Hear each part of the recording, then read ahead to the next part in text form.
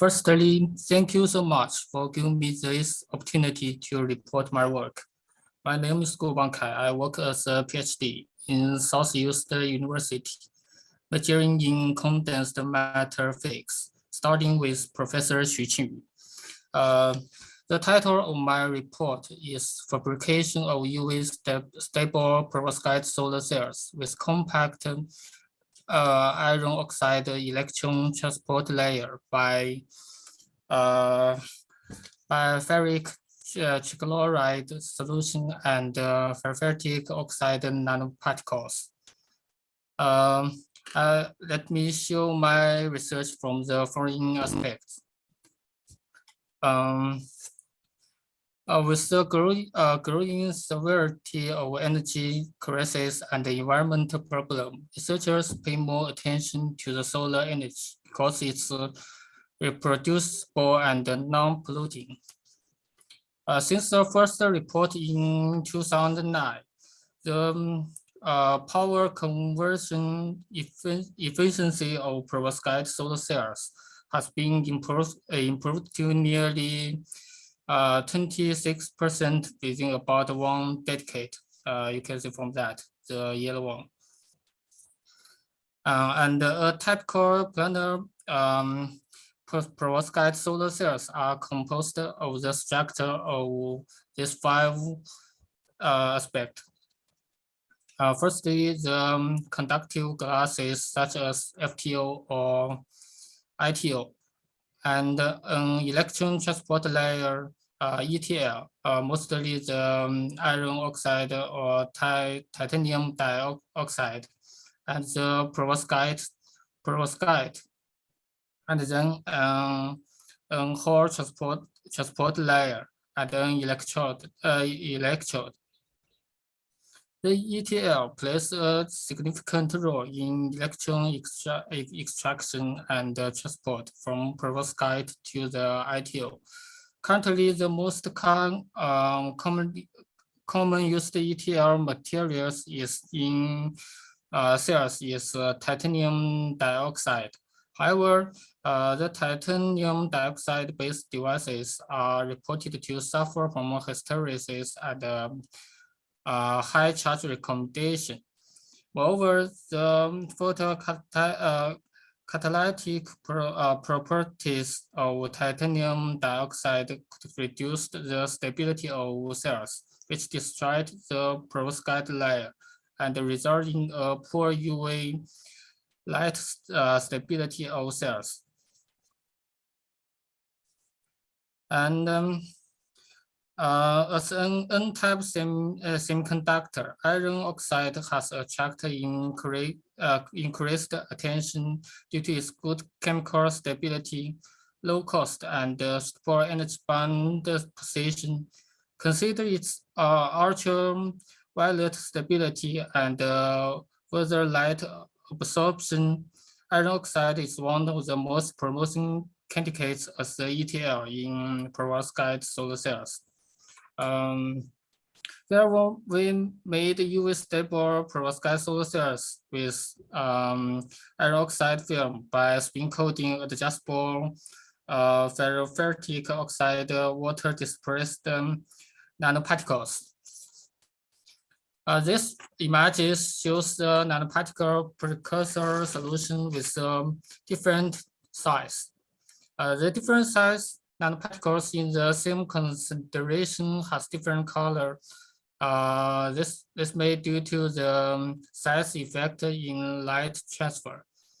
And the TM shows the image of nanoparticles with different size, and in which nanoparticles has the same morphology, uniform size, and good dispersion. And from the HRTM, we can see that the nanoparticles have a high quality crystal, and we finally choose the 10 nanometer, the 10 sample as our ETLs. The figure shows the fabrication process of iron oxide electronic transport layers. Figure BCD shows the film prepared by ferric trichloride solution, ferritic oxide nanoparticles, and the mixed solution. The film prepared by the ferric trichloride solution exhibit a large number of cracks and pinholes after the annealing process. From Figure C, the film fabricated by the nanoparticles shows better morphology. However, some aggregation could still be found owing to the gathered nanoparticles in the crystallization process, which could influence the Euclidean process of perovskite and suppress the charge transferred at the interface.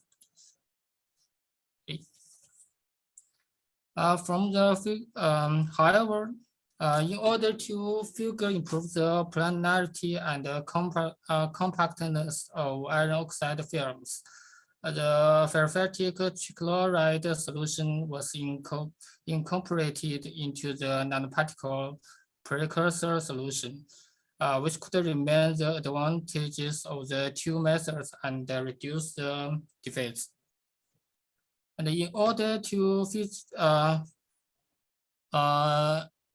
from the XRD, we can see that both the simple prepared by nanoparticles or mixed solution display the same diffraction peaks, which match the standard alpha iron oxide perfectly. This indicates that ferritic oxide was converted into iron oxide, and the mixed sample has better purity. The XPS was carried out to measure the chemical composition of iron oxide film prepared by different methods. The peaks centered around 716 and 719 correspond to the binding energy of ferrum 2+ ions and ferrum 3+ ions respectively. And the curves of the samples prepared by nanoparticles and mixed solution shows no obviously peaks of ferrum 2+ ion, indicating that the ferrum elements was converted into the iron oxide. As shown in Figure C, little peaks can be observed in samples prepared by mixed solution, providing that there was no intermediate products during the annealing process. From the conduct angle test, we can see that for the ferric trichloride prepared sample, the smallest contact angle could arise from stable morphology with large area cracks and pinholes, which could trap the perovskite precursor solution. The mixed sample has a smaller angle than that of the ferritic oxide, attributing to the addition of the ferric trichloride solution. The defects and the aggregation of the films has been persuaded, leading to a compact and flat coverage of the film prepared by mixed solution, as shown in the SEM. Now, the SEM of the perovskite layer exhibits compact surface and large grain size, And the perovskite layer is also compact, and the thickness is about 500 nanometer. Figure C shows the best JV curves of the devices based on the films prepared by different methods. And the optimal devices prepared by the method shows the best performance, including voltage of nearly 1, and the current density about 2000 about 23.5, and resulting PCE of 12.61%. Compared with the device based on single ferritic oxide nanoparticles, the open circuit voltage and short circuit current density has been improved, which may due to the reduced defects and passivated recommendation with the addition of ferric trichloride.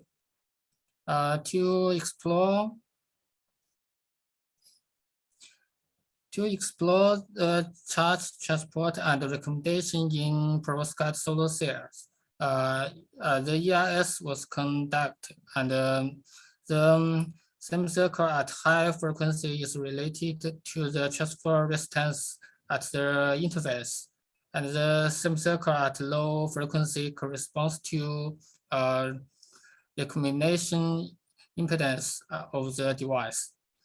And the reduced transfer resistance is conducive to the enhanced transfer carriers transfer at the interface.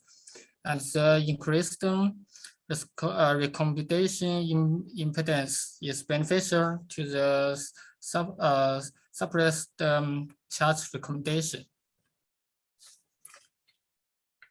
The PL was also carried out to explore the carrier transport dynamics at iron oxide and perovskite interface. And all the sample display typical emission peaks at about 788 nanometer, in agreement with the absorbance age of the perovskite. The ferric trichloride prepared sample presented the lowest PL in density. This could mainly be corresponds to numerous poor coverage of a prepared film, which could cause the direct contact between perovskite and the ITO, resulting in illusion of great electron transfer and extraction. A high PL in density is present in the sample with ferritic oxide films. It should be ascribed to the imperfect surface and interface. And the mixed film demonstrate a PL quenching, indicated that the addition of ferric trichloride can passivate the surface defects and accelerate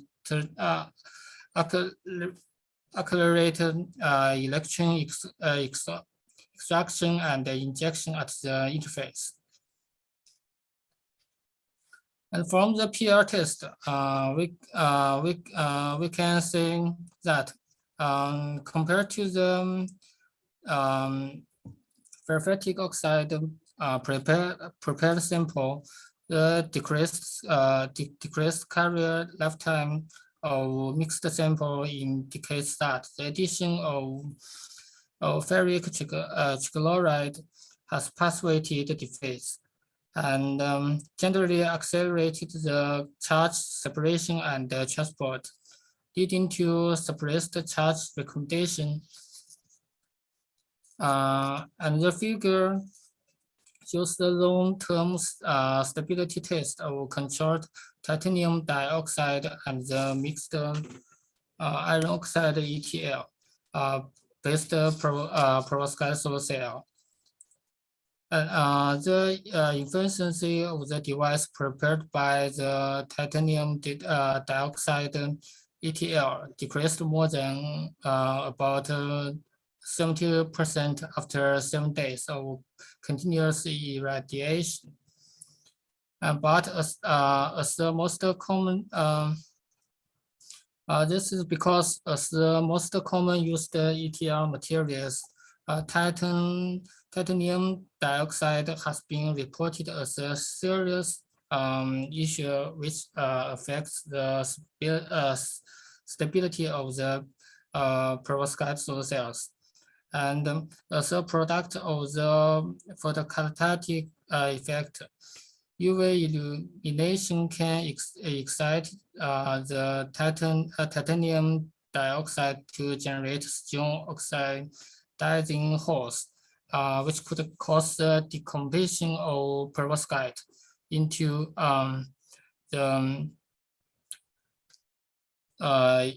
the plumbum, and eventually result in the degradation of the stability. While the device prepared by the mixed iron oxide ETL still has higher than about 70% efficiency, indicate better stability performance. We speculate that it's due to the UV stability and less photocatalytic ability of iron oxide, which retard the perovskite from degradation and thus enhance the UV stability. And to further confirm this, the XPS was carried out to measure the valence change of plumbum in perovskite of both the cells, which were tested for long time stability for 7 days. To the controlled titanium dioxide based sample, the peak centered at 141 correspond to the presence of saturated plumbum. This peak is higher than that of the iron oxide based sample, which results from the degradation of perovskite and could be detrimental to the instability of the sample. And for the iron oxide based sample, the peak is successfully suppressed, and indicating improved stability of the perovskite. And we think that the improvement of the stability should be ascribed to no UV reaction of iron oxide, and which promoting perovskite from degradation and continuum irradiation.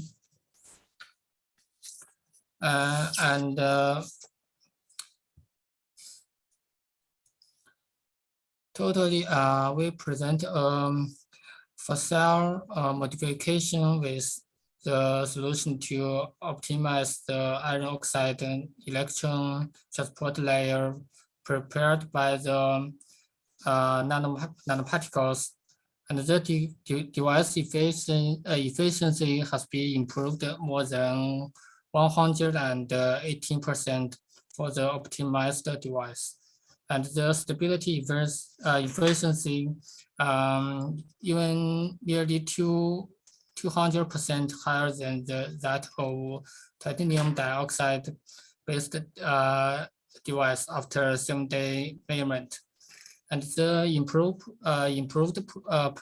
performance of the software is attributing to the reduced defects at the interface and the enhanced persuasion ability, and the excellent perovskite crystallization. And this work, I think, could broaden the scope of perovskite devices and provide a way for defect persuasion in commercial applications.